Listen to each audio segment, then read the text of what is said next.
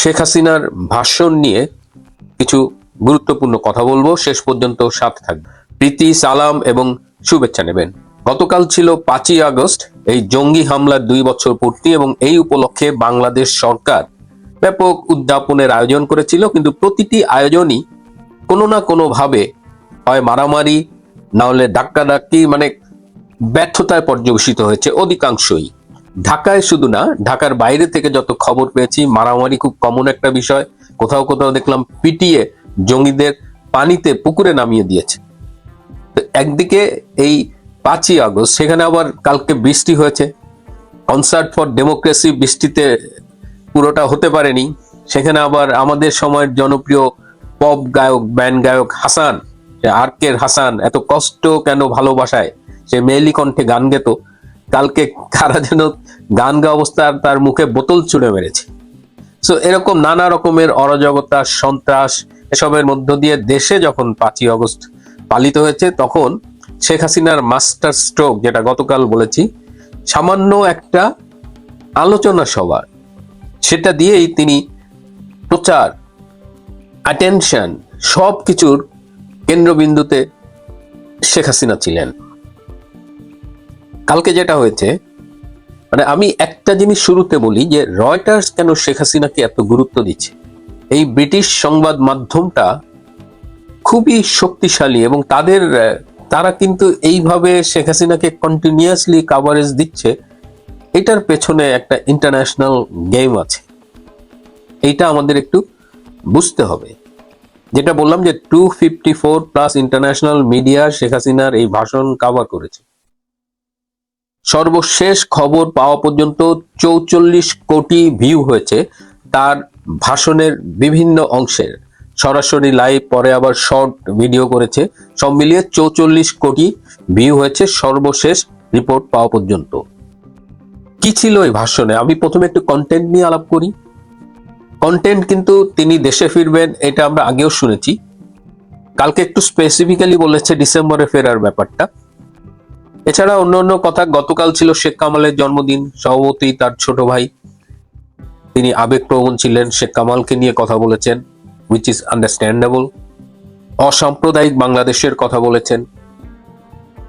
এবং আরো ইন্টারেস্টিং হলো যে কথা ছিল তিনি লাইভে যুক্ত হয়ে অডিও ভাষণ দেবেন, যদিও অনেকেই আশা করেছিল তাকে ভিডিওতে দেখবে।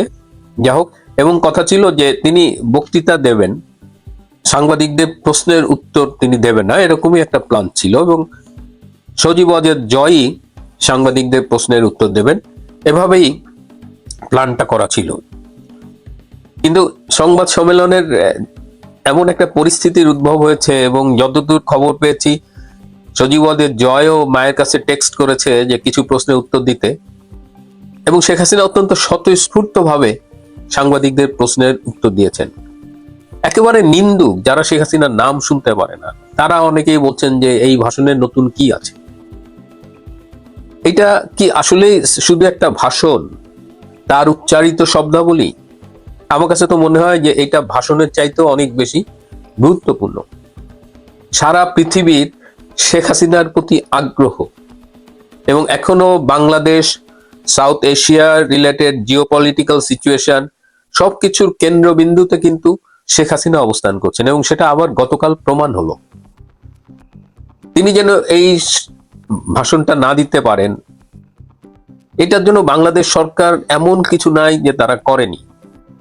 কিন্তু ভারত সরকার বাংলাদেশ সরকারের এই আবেদন, নিবেদন, অনুরোধ, এগুলোকে কোনো পাত্তা দেয় নাই, বরং ভারত সরকার বুঝিয়ে দিয়েছে।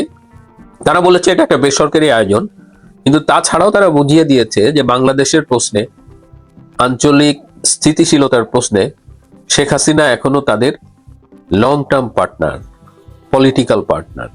এটা কিন্তু কালকে ভারত বুঝিয়ে দিয়েছে। বাংলাদেশ সরকার এত নার্ভাস ছিল যে আমাদের ফরেন মিনিস্ট্রি একটা স্টেটমেন্ট দিয়েছে, সেই স্টেটমেন্টটা 1 ঘন্টায় তারা 9 বার কারেক্ট করেছে। আপনি যদি বাংলাদেশ ফরেন মিনিস্ট্রির ফেসবুক পেজে যান এবং ভিউ এডিট হিস্ট্রি দেখেন এই স্টেটমেন্টটা, দেখবেন যে 9 বার তারা চেঞ্জ করেছে স্টেটমেন্টটা। তো 1 ঘন্টায় 9 বার চেঞ্জ করার, তারপরেও স্টেটমেন্টে প্রচুর ভুল আছে, ইনফরমেশনের ভুল, বানান ভুল, মানে কাপাকাপি অবস্থা। এবং আমরা দেখলাম যে যারা এই ভাষণটা সম্প্রচারে বাধা দিয়েছে, মানুষজনকে নিবৃত করার চেষ্টা করছে, তারাও এই ভাষণটা দেখেছে। কারণ ওখানে যখন আপনি জয়েন করবেন তখন আপনার নামটা দেখা যায় এবং সেই স্ক্রিনশট সামাজিক যোগাযোগ মাধ্যমে ঘুরে বেড়াচ্ছে। বাংলাদেশে মানুষ দল বেঁধে এই ভাষণ দেখেছে। সরকার চেষ্টা করেছে, বাংলাদেশের মিডিয়ায় নিউজ ছাপাতে দেয়নি, কিন্তু তাতে কি কোনো কিছু আটকে আছে? সামাজিক যোগাযোগ মাধ্যম সয়লাভ হয়ে গেছে মানুষের মন্তব্য, এবং সারা দেশে কর্মীরা নেতারা যেভাবে জেগে উঠেছে। এই যে অপপ্রচার, শেখ হাসিনা বেঁচে নেই, সেটা তো কাল জবাব হলো। আমি তো নিজেই এই মাসে দেখা করেছি, আমি এটা নিয়ে একটা ভিডিও করেছি। এবং শেখ হাসিনার যে মেন্টাল স্ট্রেংথ, তার যে কথাবার্তা, এটা সারা দেশবাসীকে উজ্জীবিত করেছে, নেতাকর্মীদের তো করেছেই। কিন্তু ওই যে বললাম 18 কোটি মানুষের দেশ, কিন্তু সারা পৃথিবীতে এই ভাষণ নিয়ে এমন একটা আগ্রহ তৈরি হয়েছে যে, এবং যেহেতু ইংরেজিতে হয়েছে সেহেতু সারা পৃথিবীর অনেকেই এটা দেখেছে। অনেকে বলেছেন তিনি একটু বাংলায় কথা বলতে পারতেন, গ্রামের লোকজন অনেকদিন অপেক্ষা করেছে এই ভাষণটার জন্য। বাংলায় পরে হবে নিশ্চয়ই, তিনি বাংলা ভাষাভাষী সাংবাদিকদের নিয়েও এরকম আয়োজন করতে পারেন। কিন্তু গতকালকের আয়োজনটা আসলে ইউনিক আয়োজন হয়েছে।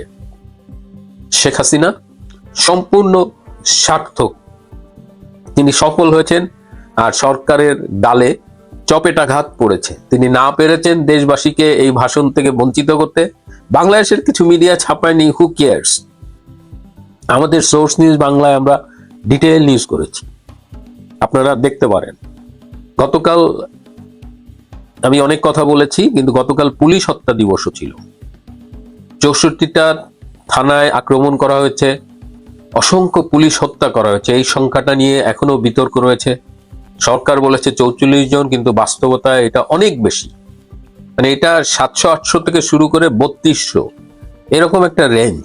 এবং অনেক পুলিশ আজ পর্যন্ত তারা ফিরে আসেনি, তাদের হত্যা করা হয়েছে না কোথায় আছে জানা যায়নি।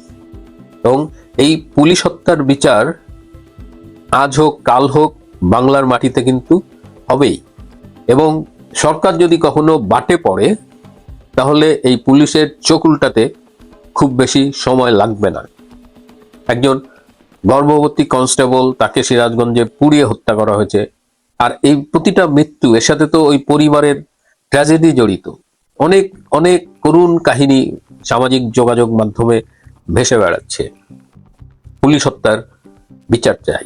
কালকে আমি বলেছিলাম এই সাংস্কৃতিক বাটপার ফারুকি, সে কবরের টাকা মারছে 21 কোটি টাকা। কিন্তু আমি বলেছি, এটা আপনি বিশ্বাস করেন বা না করেন, আজকে কিন্তু ইশরাক হোসেন, সাদেক হোসেন খোকার ছেলে এবং মুক্তিযুদ্ধ বিষয়ক প্রতিমন্ত্রী, তিনিও বলেছেন যে এই জুলাই শহীদ যারা হয়েছে তাদের ভাষায় তাদের কবর বাধাই করা, সংরক্ষণ করা, এগুলোর জন্য 2 লাখ টাকা করে বাজেট ছিল।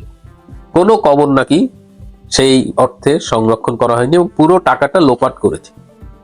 এবং ইশরাক হোসেন বলেছে যে এত এত এত চুরি হয়েছে যে সেটা বললে আর বুক থাকবে না। এই চুরির টাকা কিছুটা অস্ট্রেলিয়া এসেছে। ফারুকি এবং তিশা তার আত্মীয়র মাধ্যমে 4টা প্রপার্টি কিনেছে, বাড়ি এবং অ্যাপার্টমেন্ট।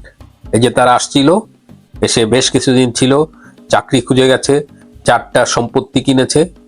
আর ওদিকে বাংলাদেশে তাদের চুরি একের পর এক ফাঁস হচ্ছে। বন্ধুরা, আজ এ পর্যন্তই। ভালো থাকবেন, সুস্থ থাকবেন, তার চেয়েও জরুরি হলো নিরাপদে থাকবেন। সবাইকে অনেক ধন্যবাদ।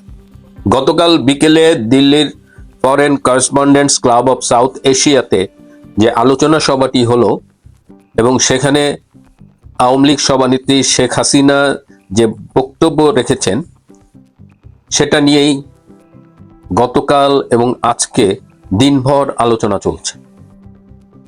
শুধু যে বাংলাদেশের ভেতরে বা বাঙালিদের ভেতরে আলোচনা চলছে তা নয়, সারা পৃথিবীর কমপক্ষে 254টা ইন্টারন্যাশনাল মিডিয়া এই ভাষণটিকে নিয়ে নিউজ করেছে, অনেকেই ভাষণটিকে লাইভ সম্প্রচার করেছে। আজকে